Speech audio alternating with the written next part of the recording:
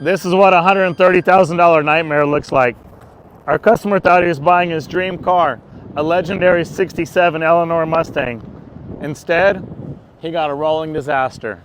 In this video, I'm going to share an experience about an unsuspecting customer that went and bought a really cool looking Eleanor Mustang that was anything but what he had hoped for. We didn't expect a real Eleanor, but nobody expected what we found. Watch the video and see how unscrupulous sellers and builders will put lipstick on a pig to make you fall in love. Fit, finish, and function are extremely important. Stay tuned to see how egregious this seller was in passing this off as a solid car. In every instance, buyer beware. First drive out, he got the shaft. Within 30 miles, the drive shaft broke off the rear end.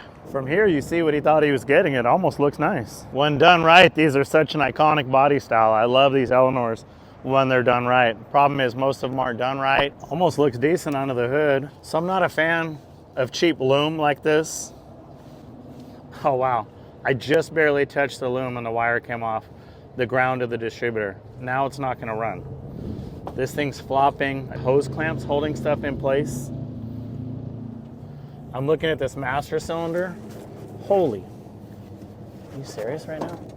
Oh my God, really? And he tried to drive it like this? This is the brake line going across? Oh my God. This looks cute. The rest of this stuff is just straight up dangerous. Well, I couldn't even put it in gear. It's gonna roll away. I had to use the rear bearing to hold the car in place because there's no e-brake. Steering wheel's not clocked right. They put the cap on cockeyed to hide that. Crappy fitment.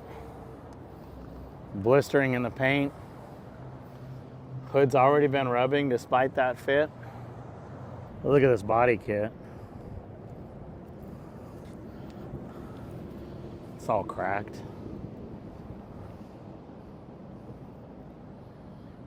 So these are a fiberglass kit and they just glassed it in, but clearly didn't bond it well at all. Chipped up. Here's the rearview mirror. That's helpful. Clearly fell off of right here. And, oh hell no. That's not even written on the dash. It's a freaking sticker. What in the world is going on? This headliner's falling down. This is all beat up. TMI interior, I guess that's cute. And then there's no trim here. This is why I have this checklist. I'm trying to help people from buying cars like this. I'm not a car dealer, I'm a car mechanic. We build cars and we see stuff like this all the time. I haven't even looked underneath the hood yet. 135 grand. It came in on a tow truck and I'm seeing this kind of stuff. This kind of stuff, if you're spending 135 grand on a car, this kind of stuff is not acceptable. This car better be amazing mechanically if we're accepting stuff like this, which we know it's not because it's here for mechanical issues. I was told it's bad. I haven't gotten it inside yet. We've got to move some cars around and we'll see what the heck is going on.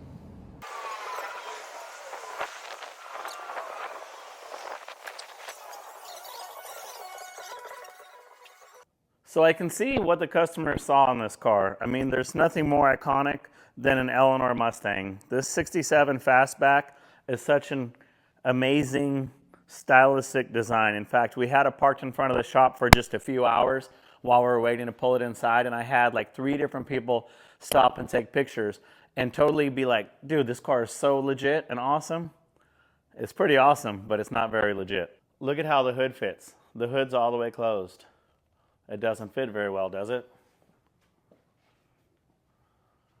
And the back body line gap on the hood is also huge, but it's also chipped already right here. So clearly it doesn't open and close properly. All the window trim's been replaced, but it's falling off already. It's brand new, I can see, because it's got the blue that came on any traditional piece of aftermarket chrome. They must have popped it on and then tried to peel it off. It seems like they were probably trying to throw this car together to get it ready for sale. Over here I see things like this where we've got an aftermarket mirror put on here, but whatever mirror used to be here, they didn't bother to fill the hole. That would have been nice to notice before paint. Gaps, as I say, not hideous right here, but we're getting cracking, more cracking down here. Tires have been rubbing. Just some good signs that the car is probably not as nice as you might hope. You got to look for these things when you're first looking at a car. Around the windows, we've got a bunch of chipping here. I mean, a bunch of chipping here. And more cracking. More scratches up here and chipping. And bad gaps right here. So really poor fit and finish. Also on the body, you can see how bad the trunk lid fits. It's got a huge wide gap here, and it tends to go open and closed and not even across the top. It's really low here. I mean, that is not good fitment. I don't care who you are. And then when we look at the back, you can see that the spoiler area doesn't fit right. It's almost even at the top here, really low here. As I come all the way across to the other side, you see that it's high and low. At the same time, the bumper gap is huge on the driver's side, and as I go across to the passenger side, it's huge, but it's less huge. I can't get the same number of fingers in there. So from behind, the whole car looks like it might be twisted, or maybe it's been rear-ended. Maybe it's just poor assembly, which we're going to see throughout the process of looking at this car, or it's a sign of something bigger. I always say it's so important to go see a car in person, but what if you don't even know what you're looking for? To avoid a nightmare like this, download my free buyer's guide and checklist in the links below. Let's put this car up in the air and see what's going on underneath. That's where we really start to see a lot of problems. As I pointed out earlier in the video, the reason this car got towed in and what gave us a hint of all the problems to come was the fact that the rear end actually snapped and the drive shaft fell out of the car. This is the pinion gear that comes out of the rear end. It literally snapped off in the drive shaft. I'm guessing there was no fluid in the rear end. I'm going to grab a light, trade out for the stupid drive shaft, and I'll walk you through some of the additional problems that we're going to find. So if you come around here, you can see, like I said, the rear end, the pinion yoke just straight up snapped off the drive shaft. So the rear end pinion snapped, drive shaft fell out. It doesn't even look like it had any oil in it. I don't see much sign of any fluid here. It's nice because it's a Ford 9-inch, so it's probably a quality rear end.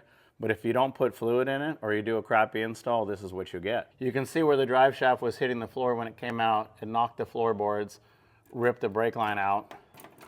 Also, not too cool. So we got a nice Curry 9-inch rear end with a poor installation. Maybe the guy just forgot to put fluid in it, but as we go through this car, we'll start to see a lot of poor quality workmanship and lipstick on a pig that makes me think somebody was in over their head with the build. I got things like this. This is my fuel line. This is my fuel feed line coming out of the gas tank. It's just flopping over here. It goes under the brake lines and then comes around here and goes over the frame connector. And if you can come under here and see, this is literally the fuel line. That zip tie looks really secure. This line is all kinked. I can't believe that that's how you would use a fuel line to feed a 550 horse 347 stroker. Not to mention, this line right here is completely kinked. Took the biggest clamp, or the only clamp he could find, and called that good enough. Actually, it looks like it's been leaking too.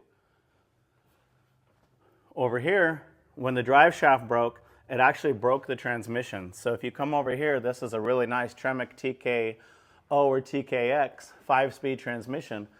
This ear is completely snapped off. We've got a bolt missing right here. This bolt is loose. And the top bolt up here has another broken ear. So right now, 30 miles into driving the car, the rear end grenaded, took out the transmission, What, that's about 10 grand right there. As we look closer at the transmission install, I wonder what's going on here. This is the transmission crossmember. Why is it welded in place? Since the bolt holes didn't line up, they didn't bother to get the right crossmember, didn't bother to drill the holes, didn't bother to bolt it in. It's cool. We'll just weld it in place so that way it's not serviceable at all. So next thing I'll be doing is cutting the crossmember out, pulling this hunk of junk transmission out, and trying to get a replacement. I really love this boot. That's going to keep all sound, heat, and dirt from getting inside the passenger compartment. That's really what I expect to see on a $135,000 car, isn't it? And geez, this is our front to rear brake line. It did not get knocked out by the drive shaft. It already was flapping. I could tell because right here, you see that baling wire? I don't think that's factory on any Mustang. Baling wire here too. So clearly that wasn't strong enough to hold up to a drive shaft hitting it. It pinched it, luckily the brakes didn't go out. But this thing wasn't even secured in the first place. He told me he didn't really have much rear brake. Well, I wonder why. We're leaking brake fluid right here, so I'm sure the back brakes weren't even actuating. I just don't understand who installs stuff like this. This is just such poor quality, low-end work. I can't believe somebody would pass it off at any price. I really hope a shop didn't do this. I hope some guy did it in his backyard because that's the only thing that would justify this type of workmanship. And even at that, it's a joke. I feel so bad for my customer. He went out and tried to buy a really nice car. He bought with his heart. He didn't really know what he was looking for. At a glance, he thought he was getting a good car. He didn't get a good car. So we're going to try to step in and help him fix the major issues, get the car running, get it right, get it tight so he can put this behind him, make this a thing of the past, and drive off into the sunset, if you will, and enjoy his car finally. So ideally, that's where we'll get. Meanwhile, I'm going to keep showing you more things wrong with the car. I don't know what the deal is with the exhaust just being cut off. Clearly, when they put the rear end in, they just used whatever exhaust system was in here before. It's cut off because it doesn't fit. It's barely attached up here. It's hitting at the transmission cross member because, again, they didn't do anything to modify properly to get it to fit right. Check out this transmission mount also. It's cool. I mean, it got a little bit of purchase on that, and that should hold the transmission nice and tight. But like I said, it's welded in, so I guess it can't fall out. In case of an incident like this where the drive shaft falls out, it'd be nice if he had an e-brake. So if his brake lines got broken, he could at least hit the parking brake and use it as an e-brake. But none of that's even in the car. Up front, you can see we've got a 347 stroker engine, or so we're told. He wants me to check and see if it's even really a 347. So a little bit later in this video, I'll repair the broken coil wire and try to start the engine. I'm dying to see, does it have the right balance? Does it shake? 347s require a very specific internal, external balance. Fords really vary on that if it's a 28 ounce or a 50 ounce. So let's fire it up and see how that works out. But you're seeing a fresh motor, theoretically, a new transmission, and a new rear end. But what we've got here is a really old front end. We're running a stock sway bar that looks like it's probably from a 6-cylinder. It's about as big around as my pinky. We've got worn out bushings on our strut rods. And if you can see here on the control arms, this control arm is totally tweaked. You can see a large gap right here, and you can see the shiny part of the inner shaft. And then this side of the control arm is completely pinned against the bracket. So that arm has a blown out bushing. You're going to see the same here on the other lower control arm bushing. Completely blown out. Idler arm. I mean, just put a few service parts on it, would you, if you're going to sell it for $135? I don't even think that has a cotter pin in it, does it? No, so that's death trap right there. We also saw this. See how this brake rotor is really worn?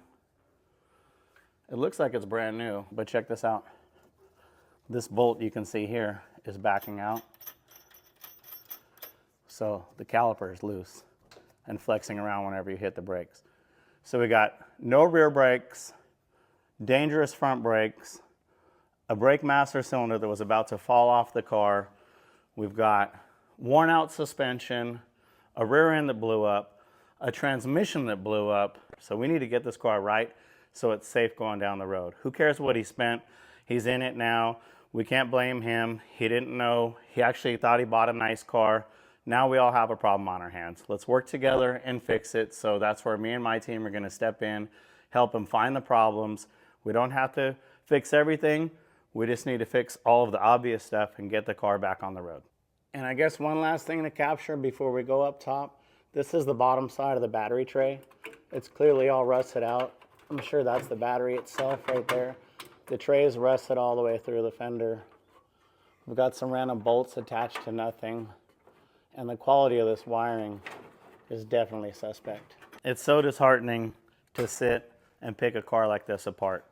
If you met the guy that bought the car, he's the nicest guy, works hard for his money just like the rest of us, and all he wanted was a nice car. But that's not what he got, but ultimately that's what he'll get. I'm going to try to repair this wire right now. The negative, as I said, came off the coil, so let me repair this wire and I'll see if I can get this car to start up. Voila, I got my coil plug back in. I guess we'll see if this thing fires up. I haven't even heard how it sounds yet. I assume it runs because obviously he was driving it to break it. The other question he had for me is it what he was told it is? It's got aluminum heads. It's supposed to be a 550 horsepower 347 stroker. From here, it looks like it might be. It looks like it's rebuilt. It looks pretty fresh. It looks like it's got some go fast goodies, but it looks like it's got a used carburetor and a sprayed intake manifold. So again, I really don't know the quality of what's here. All right, let's see if this thing will fire up. Put her in neutral. I guess it doesn't matter, we don't have a drive shaft. But anyways, probably doesn't start unless it's in neutral, most of these 5 speeds. Nothing. Okay, no power to anything. So let's go under the hood and see if we can see if this battery will juice up. Aha, got me. Had a little battery shut off thingamajig. Cable's loose, but that should work. Wow, this cable looks nice. Hopefully I get enough ground to be able to start the car. Clearly the fan's on all the time, so that's gonna have a tendency to drain the battery.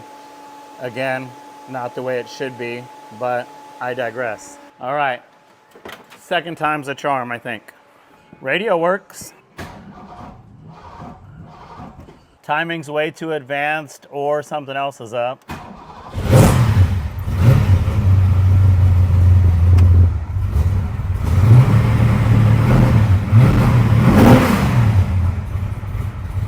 Cold-blooded, but it runs. There's something good here. And I'm not fast enough to get under there. All right, Ford trick.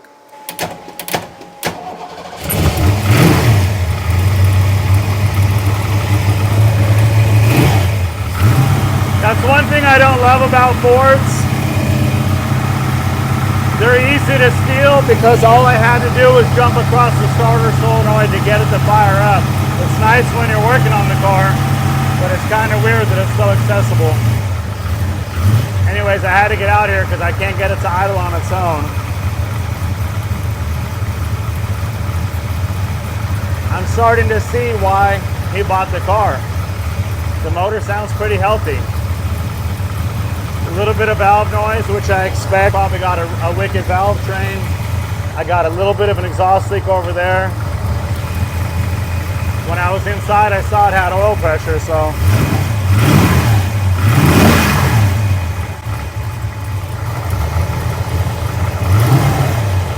Distributor's a little loose. I think we got something good here. We can work with that. And she sputters out. Let me turn off this fan. So all in all, this poor guy bought a $135,000 Eleanor that was absolutely not what he was expecting. I'm seeing some frame damage here, major mechanical problems, although we have what hopefully is a good engine. Really bad paint and fitment and finish, although it is presentable. So we've definitely got our work cut out for us in trying to save this Mustang for this customer. He overspent on $135,000 Shelby replica Eleanor 67 fastback Mustang. But not all is lost. It's just a pretty bad deal. I think we can get in here, rebuild the rear end, get a new transmission case and or rebuild the transmission or replace it. Do the drive shaft, do the brake lines, fix the brakes, and then I think we might have a car that will actually run, stop, and drive safely. Once I get it running and driving, we'll do a lot of QC, run through the basics, and just make sure we can get this car safe so he can get out on the road and start to enjoy driving his car. He thought he was going to be on the road immediately. This is going to set him back at least a month and probably $25,000 just to get it going. But if we do all that, he should have a solid car, and hopefully he can be cruising down the road this summer. So when you guys look to buy cars, please, please, please go look at them in person. Look carefully. Buy with your brain, not your heart. I know it's a wicked looking car. I don't care how much money you have. I don't think any of us have $25,000 to waste on the wrong purchase. Buyer beware.